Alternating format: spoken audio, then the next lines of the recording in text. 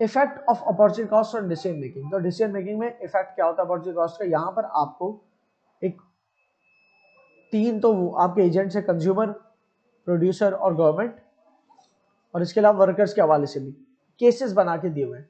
तो मैं ये आप रीड करोगे समझ जाओगे। मैं खाली यहाँ पर आपको एक एग्जाम्पल यहाँ पर है कि जब बंदा के पास दो है ऑप्शंस कि यार मैं एक्सपेंसिव फ्लाइट लूं, एक एक्सपेंसिव फ्लाइट लूं, मुझे एक फॉर एग्जांपल इवेंट अटेंड करना है जुम्मे के दिन, मैं काम से आऊंगा और जुम्मे की शाम में एक फ्लाइट लूंगा, 1 घंटे में वो मुझे ड्रॉप कर देगी और मैं इवेंट अटेंड कर लूंगा, 2 घंटे में पहुंच जाऊंगा एक शहर से दूसरे शहर और वो इवेंट अटेंड कर लूंगा, तो जुम्मे के दिन काम पे भी चला जाऊंगा।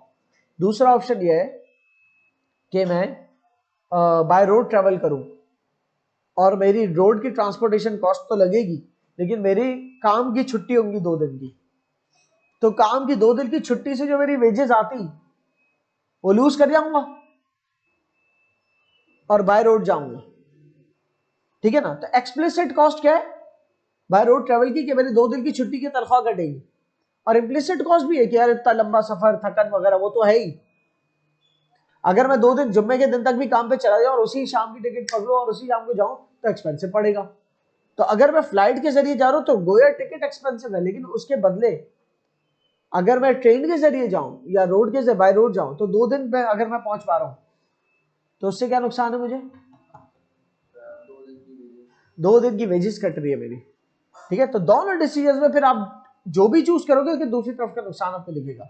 मिसाल के तौर पर अगर मैं फ्लाइट से जा रहा हूं तो मैं सस्ता जा सकता था बाय रोड, अगर मैं बाय रोड जा रहा हूं तो मैं सोच रहा हूं बाय रोड जाने में 2 दिन की मेरी वेजेस कट रही है और इतना ज्यादा ज़हनी सुकून होता बाय फ्लाइट इतना जल्दी पहुंचना, वो वाला इम्प्लिसिट कॉस्ट भी है मेरे। तो दोनों डिसीजन की अपनी अपनी कॉस्ट है। क्लियर? यहां पर आपके पास कुछ लिखा हुआ इसी तरह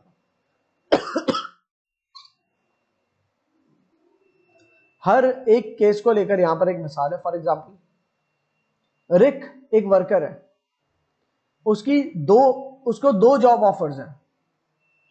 जॉब ए जिसमें 400 पाउंड ज्यादा सैलरी मिल रही है, ये नहीं पता है कितनी मिल रही है। लेट सपोज जॉब ए में 2400 पाउंड मिल रही है और जॉब बी में 2000 पाउंड मिल रही है, तो जॉब ए में ज्यादा मिल रही है, 400 पाउंड ज्यादा मिल रही है, ठीक है, जॉब बी की बनस्बत।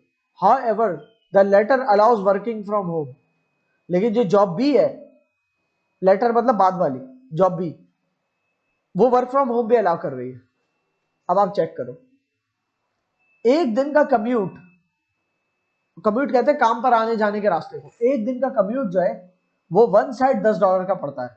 सिर्फ जाना $10 का तो आना भी $10 का हुआ, तो दोनों साइड कितने का हुआ? $20 का हुआ एक दिन का।